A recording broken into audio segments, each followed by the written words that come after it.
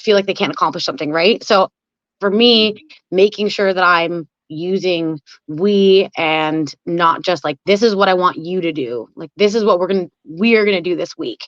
That helps a lot too. So yeah, just making people feel like they are a part of something and that they're not alone in what they're doing. And that's different for everybody, right? I have clients with Yeah. very different mental health states, and their motivation is going to be different, right? I think everybody has a different challenge, and it's just trying different things out to make sure that everyone feels comfortable in what they're doing.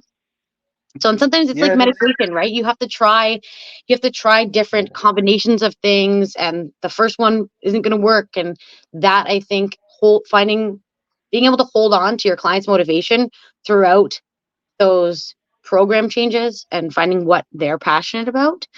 I think that's, yeah, probably the biggest thing is the motivation. yeah, that's nice. I mean, that you try to understand what your clients dealing with and stuff. So yeah. Absolutely. Um, Abbas Khan, are you also an online personal trainer or just like a local personal trainer? I do online coaching as well. I would say I only really have a couple clients that are in person, and then I've just got like a small client base online as well. And I try not to take on too many clients as well, because I do have like a part-time job, as well as volunteer, and I host karaoke once a week as well. So it's being able to Okay. find all of the time for those passion projects, and making sure that I have enough energy and I'm dedicated to the clients that I have. But I would definitely say that most of my clients are online rather than in What do person. you, what do you, what do you do outside of bodybuilding or Like fitness? outside of fitness? Oh, Yeah, like your job and stuff. Like, yeah. So I'm a office administrator. I am also karaoke DJ. Um, oh, okay. yeah, and then in my spare time, I'm very much into. I'm not sure if you've heard of Magic the Gathering. Nah. No, okay, it's a card game, and then I also play Dungeons and Dragons. If you've heard of that. I know you cosplay. Yeah, of course. I'm 48 years old. Yeah. Yeah, Yeah, so yeah, of I course. do yeah, so I like a lot of like tabletop RPG games, and like Yeah, strategy games. Anything like that's like puzzles or riddly, like those are like my bread right. and butter. So a lot of video games Yeah, too. yeah. I seen you in action. You're a Jedi, and Yeah. it's cool. Who took these pictures? Oh, so that would be my wonderful friend Nathan Penner. His Yeah. Instagram is One Eye Shut Media, and he does all sorts of incredible photos, like similar to this. And he is a part of. We have a film festival here, Right. and yeah, Snakebite Film Festival, and he is like on the board for that. He just did an incredible short that won Audience Choice Award, and yeah, he is phenomenal. His photography is great, and he's just a great guy too. So he's fun to work with, and yeah, Wow. doesn't I don't know, his work is, yeah. Go check him out. He's Oh, phenomenal. you were you in a movie or something, or like in a film, the short film? Yeah, so we did it was called 1991. It's on YouTube right now, and it was about, Okay, check we that out. had there was an MC Hammer concert here in 1991, and like shit just got wild, and we have our symbol for our town is a giant peach, like think like James and the Giant Peach. It's huge, and they like the crowd just like there was a riot, and they just pushed the peach into the Mm. lake. So it was like a mockumentary about that moment. And I had a very Okay. brief part in it where I was just screaming in it. So Right. yeah, it You was live really in cool. Oakland? You live Sorry? in Oakland? You live in No, Oakland? in Penticton. I don't know where it's. Oh yeah, I forgot. You're in Kent. I'm sorry. It just Because when you said MC Hammer, I just was like, "Oh, you from Oakland?" Oh, yeah, because he's from Oakland. Yeah, Yeah, yeah, yeah, I forgot where you. Yeah, yeah, you're in that's the okay. East It's Coast. hard to say, and it's a small town anyways, so I don't blame you. Yeah. Abis Khan, have you ever had any like funny experiences where you've been stereotyped for bodybuilding and found it hilarious?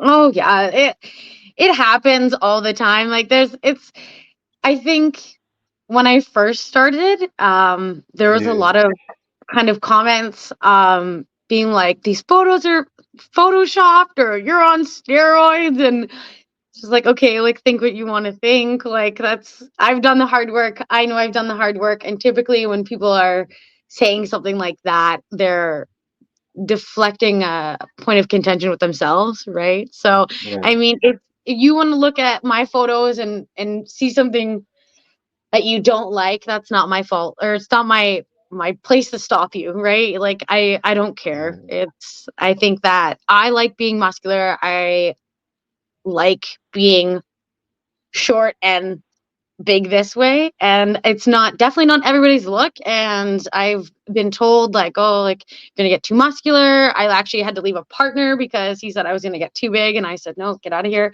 So it's Yeah, it's just I don't have any time for people that are insecure about themselves and think that their words are going to affect my body. So I think it's all kind of hilarious to be honest. Like it's if you were in the process, if you saw what the community was like, if you could feel the immense pride for all of the hard work that you did in your prep. I don't think anyone would say that. I think it's out of ignorance that people make these comments. And if they knew, they would, I think, if they did it, they'd be very proud of themselves too. So it's, I can't blame somebody for being ignorant. That's their journey, not mine, right? yeah. I mean, I think a lot of people they don't really know too much about bodybuilding Yeah. because it's kind of like portrayed on TV like well, you're kind of young, like, but it was a skit called In Living Color, skit Yeah. show called In Living Color with Jim Carrey, and he would impersonate this bodybuilder. I forgot the name of it, and he had the deep voice, and the laugh, and and that's how people kind of look at that, like where they kind of because it's an extreme sport. Yeah. Like some people have died over, like taking usage of steroids or other substances that people don't even know about too much, or they got a stroke or some crazy stuff. So, I mean, bodybuilding, like it's kind of it's healthy, but it can be unhealthy at the same time. For Like sure. it depends. Yeah. Yeah, I think I, it, like anything, it can be something that can be taken too far. Um, yeah, and I think the beauty of this sport is it's about balance. Like it's about balance, like the symmetry in your body. It's about the balance of your movement. It's about the balance of your brain and body, like your physical biochemistry.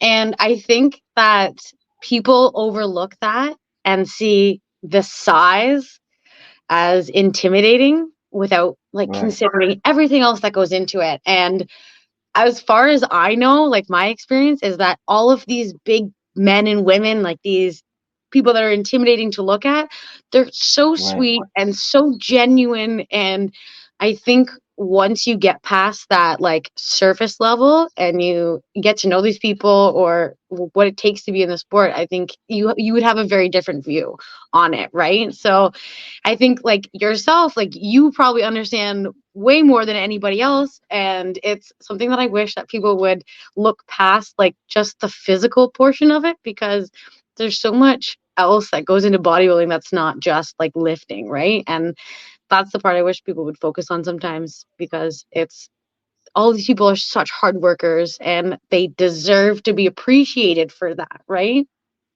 yeah, Well, yeah. Yeah, I mean, with me, like, I started like paying attention to bodybuilders like I would be like I was like 14 or 15 years old. and I seen them like in the newsstands, and they had the magazines and stuff. So, but like I was trying to work out as well too, but a lot of times I would kind of like focus on the women and stuff, and For sure.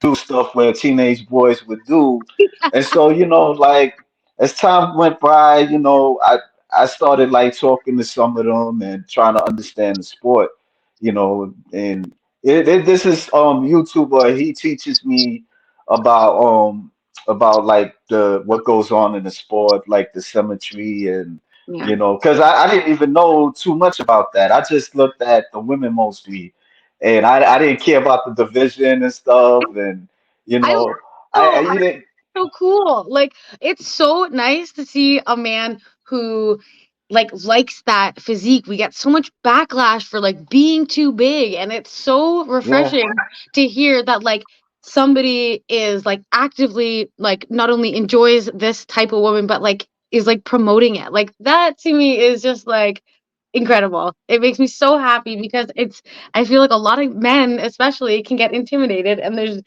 just seems so silly.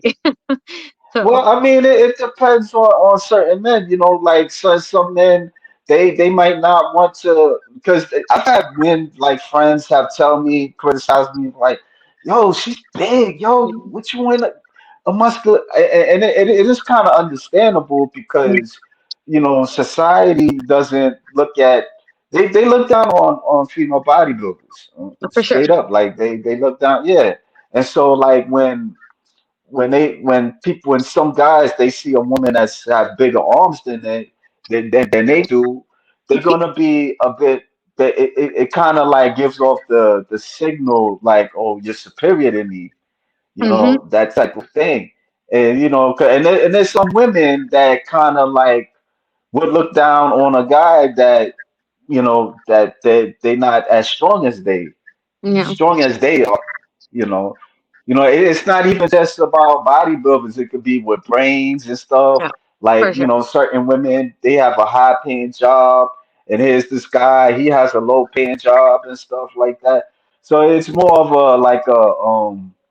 a traditional thing type of, because men, we're like we supposed to be, the providers or more stronger than women and stuff. And then Yeah. it's kind of like intimidating for some. With me, with the bodybuilder stuff, it kind of, I would say like, bring it like when I was a kid, I used to like strong women like on TV, the Bionic Woman, Wonder Woman and stuff. And so that kind of opened the door for me to have that, fascination because I'll be like, wow, how strong is she? And Yes. then it kind of opened the door for other things as well, but yeah, so Yeah, I wish there was more representation like in the media. I think that that would be like in my lifetime. I want like I never see like muscular women like in just like regular shows. Like it's so crazy to me that we've been completely like omitted out of like regular body types. Like there are tons of yeah. muscular women out there and yeah, it's not something you would like it's imagine seeing like a muscular mom on a show. Like that's you would never see that. And that to me Yeah. I think is like so disheartening. Like there's so many women out there that deserve to be respected for like their hard work and it's just not a body type that the media is ready to put out there as, without making a scene about it So one day. some of the things, yeah, some of the stuff, sometimes it kind of it depends on some women too, because some women they're afraid to put themselves out there too. So because there was a time